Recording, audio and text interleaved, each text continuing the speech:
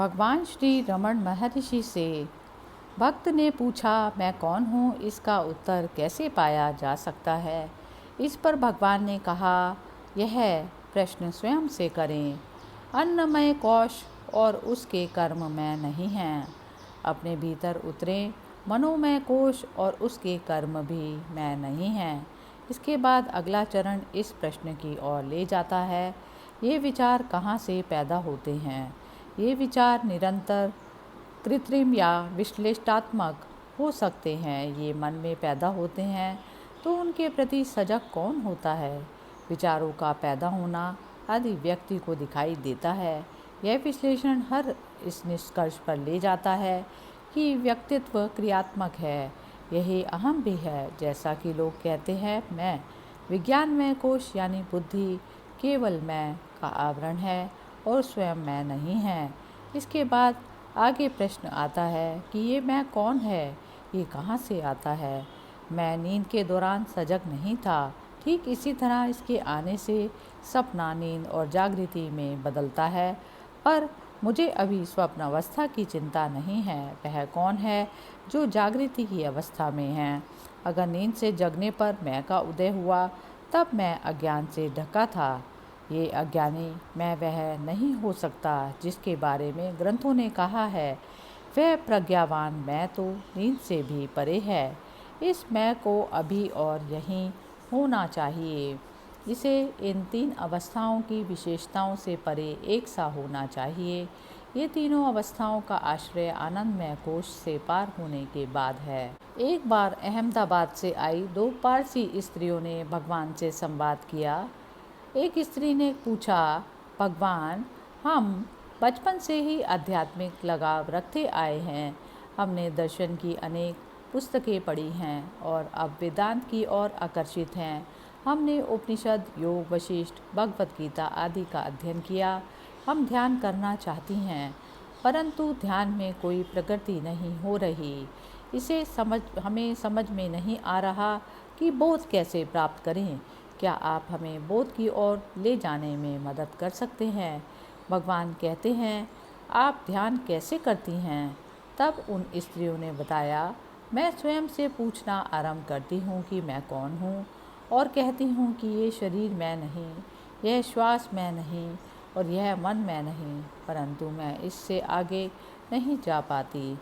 भगवान ने कहा, जहाँ तक मन का प्रश्न है, इसके साथ यही होता है। आपकी प्रक्रिया केवल मानसिक है। दरअसल सभी ग्रंथों ने साधक को सत्य की ओर ले जाने के लिए इसी प्रक्रिया के बारे में कहा है। सत्य को प्रत्यक्ष तौर पर निर्देशित नहीं कर सकते, इसलिए इस मानसिक प्रक्रिया का प्रयोग किया जाता है। आप देखिए, जो मैं नहीं को मिटाता है, वह मैं को नहीं मिटा सकता। अगर आप यह कहना चाहते हैं कि यह मैं नहीं, मैं वही नहीं, तो उसे कहने के लिए भी आपके पास एक मैं तो होना ही चाहिए। यह मैं केवल अहम या विचार है। इस मैं विचार के उठने के बाद बाकी सारे विचार आते हैं। इस तरह मैं का विचार ही मूल विचार है। अगर मूल विचार को ही हटा दिया जाए तो बाकी सब भी उसी समय जड़ हो जाएगा।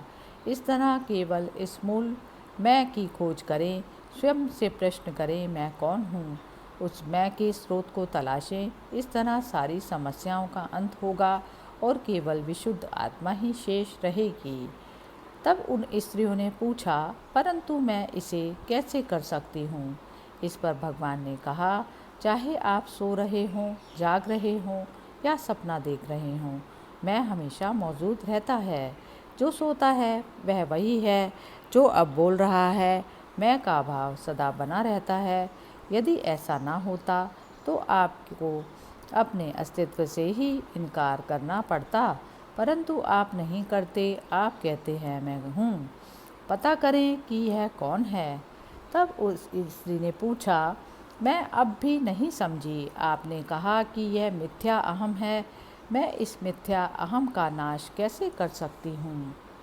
इस पर भगवान ने कहा, आपको किसी मिथ्या अहम का नाश करने की ज़रूरत नहीं है। मैं अपना ही नाश कैसे कर सकता हूँ। आपको इसके स्रोत तक जाना है और वहीं स्थित होना है। आपके प्रयत्न केवल वहीं तक जा सकते हैं। इसके बाद वह स्वयं ही अपनी देख रेख कर लेगा। आप इसके आगे असहाय हैं। उस जगह से आगे कोई प्रयत्न काम नहीं आता।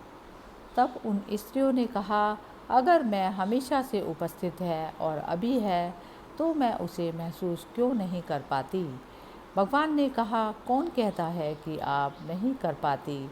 स्वयं से पूछें कि झूठा मैं या सच्चा मैं, और आप देखेंगे कि यह मिथ्या अहम ही बड़ी बाधा है। अगर आपको सच्चे मैं को पाना है तो आपको इसे हटाना ही होगा। मैंने यह बोध नहीं पाया का भाव ही उस बोध को पाने की राह में बाधा है। दरअसल यह ज्ञान तो पहले से आपके पास है। आपको कुछ भी नया अनुभव नहीं पाना। यदि वह अब तक अस्तित्व में नहीं था और अब उसे अस्तित्व में आना हो तो वह अनित्य है। जिसका जन्म होता है उसकी मृत्यु भी होती है। यदि अनुभव नित्य नहीं है तो उसे पाना ही बेकार होगा। जिसे हम खोज रहे हैं वह कुछ ऐसा नहीं है जिसे नए सिरे से पाना होगा। यही तो एकमात्र नित्य तत्व है जिसे आप रुकावट के कारण नहीं देख पा रहे। हमें यही करना है कि किसी तरह इस आवरण को हटा दिया जाए। जो नित्य है वह नित्य है, ऐसा हम अज्ञान के कारण ही नहीं जान पा रहे। इसलिए उस नित्य अज्ञान को, अनित्य को हटाना ही होगा। अज्ञान बाधा है और इस बाधा को पार करते ही सब सही हो जाएगा। अज्ञान और अहम का विचार एक है, उसके मूल की तलाश करें, वह नष्ट हो जाएगा। मैं का विचार प्रेत जैसा होता है, यह ठोस नहीं होता। यह शरीर के साथ ही पैदा होता है, बढ़ता है और नष्ट हो जाता है। देह का भान मिथ्या अहम है। आप इसे छोड़ना चाहें तो इसके मूल की तलाश करें। इसके सिवा कोई दूसरा उपाय नहीं। मैं हूँ ऐसा शरीर नहीं कहता। आप कहते हैं। मैं कौन हूँ इसकी तलाश करें। मूल का अन्वेषण करने से ही वह लुप्त होगा।